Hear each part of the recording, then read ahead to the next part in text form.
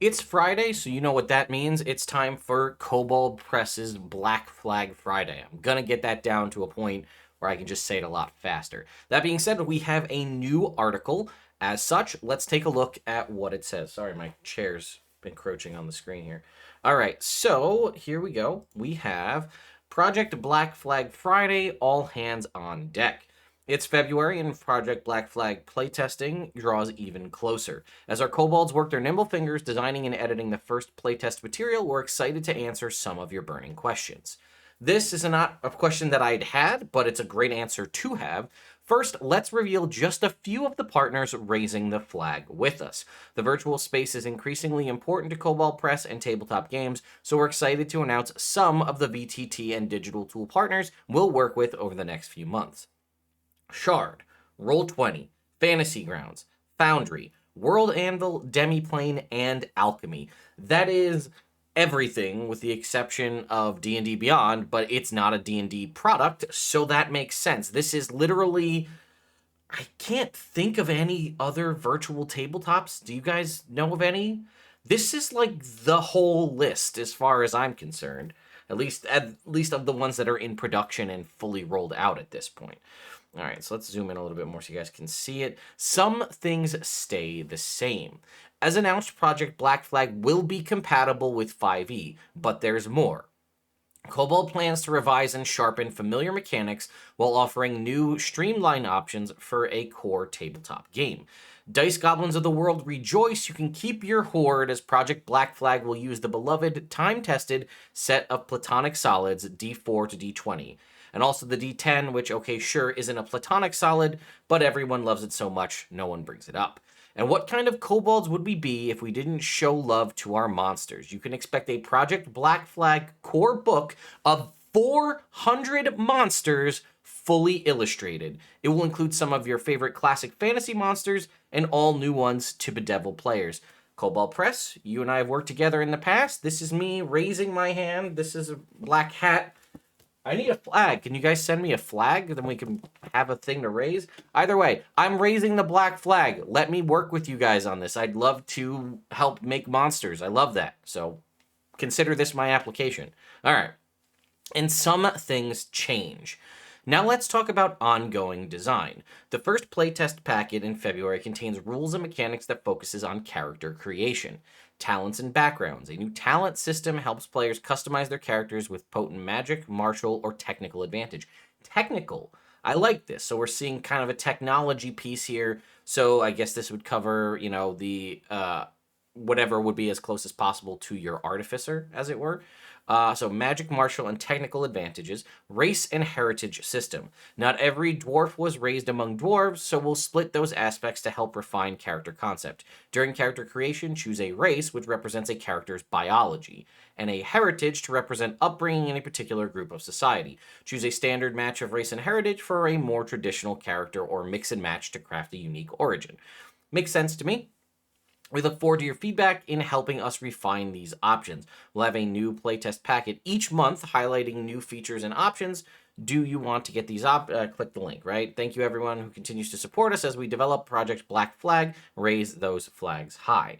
So again, we might come back and look at that, but I will say this is a unique marketing and merchandising opportunity for you, Kobold Press, to literally sell flags. And if you don't have at least a flag on a pole at Gen Con, I will be very disappointed in all of you. That's like, somebody should be there waving the flag at the booth. Like that should be it's such a good idea. You should do it. Give me a flag. I'll put it on the wall, or I'll put it over here, and we'll have our whatever you want to put the logo on it. Just put Kobold Press on a black flag, blue typing on a field of black. That'd be fine. I'd be down for that. Anyway, I'm very excited about this. I'm more excited about this than I have been about a lot of things in quite a while. The past month, 2 months or so, as we've said, have been kind of a downer, but there is silver linings to all of that. One, I'm working on reading and looking into new RPGs, right? And two, really creative people out there are designing and developing brand new awesome stuff. like our friends over at Kobold Press. So it sounds to me that, one, they've got buy-in from basically every virtual tabletop on the market, so whatever you choose to use, you've got an opportunity to use Black Flag in that, which is awesome. Let me know your thoughts on if you'd like to see coverage of virtual tabletops in general. I do plan on making some more videos on Alchemy because that's a really awesome one that I feel like is relatively new to the tabletop, virtual tabletop space. I think they're officially launching like 1.0 into like full production mode in like a month from now. So they're relatively new, but there are some that I've never checked out myself. Like I personally never used Shard. I've used Roll20 and I've used Fantasy Grounds, and I'm also curious about Demiplane, especially as we cover Pathfinder content. Seems like that might be something to look into. But they did announce that it would be compatible with 5e, which is exciting and interesting. We've heard for the longest time that 1D&D was supposed to be backwards compatible with 5e. We don't really know how that's going to work. Kobold Press is developing an entirely new system, or at least a riff off of a system. It does seem to be unique, and it does feel like, at least, I don't want to say this because I can't guarantee that it's true, but in my brain, it's a 5e Pathfinder, or the way Pathfinder became Pathfinder from 3rd edition Dungeons and Dragons. Project Black Flag is giving me a feel as that, but for 5th edition. Again, that's purely just conjecture. I don't know. I trust the kobolds. I trust my friends. Celeste is the senior designer on this, and she's fantastic. So I'm looking to see if I can't maybe get her on. I don't know how much she's allowed to talk about, but I want to interview her and bring her on to talk about, her history, what makes her best. Maybe I'll just reach out to her today and see if we can't get something going. Even if she can't tell us secret stuff or give us exclusive information that she can't tell anybody else, maybe, again, for those of you who don't know who she is, I can bring her on and have her talk about her tenure in the world of tabletop gaming, as well as what makes her suited to be kind of the lead kobold on this design process. Let me know if you want to see that. I'll put that in the, leave me comments and we'll get a video going maybe. But yeah, compatible with 5e, which is exciting. And it says it has plans to revise and sharpen familiar mechanics while offering new streamlined options, which is pretty interesting to think about because 5e did a pretty good job of streamlining and condensing down things from previous editions. So now there are some things that could be tweaked, and 5e is 8 years old, almost 10 years old at this point. So we know there's stuff that we could tweak and adjust. So I'm curious to see what that's about. And then again, you're going to get to keep your dice, which is exciting. You're not using a unique dice system or some funky new die, or it's all a d6 system or 2d10 or whatever it would be. And then, yeah, the fact that the core book of 400 monsters is coming. What are Kobold Press known for, besides being one of the most prolific creators of Dungeons and Dragons related content? They're monsters. Some of the best books you can obtain for your 5e campaign are Tome of Beasts 1, 2, and 3, and the Creature Codex. I highly recommend that if you are still playing 5e and you're looking for new monsters or some book, those would be the ones I would always point everybody to first, as they're some of the best out there. And there's a wide variety of creatures, from the silly to the terrifying. And then again, we have a little bit about how their mechanics are going to work. I like the breakdown of Magic Martial Technical.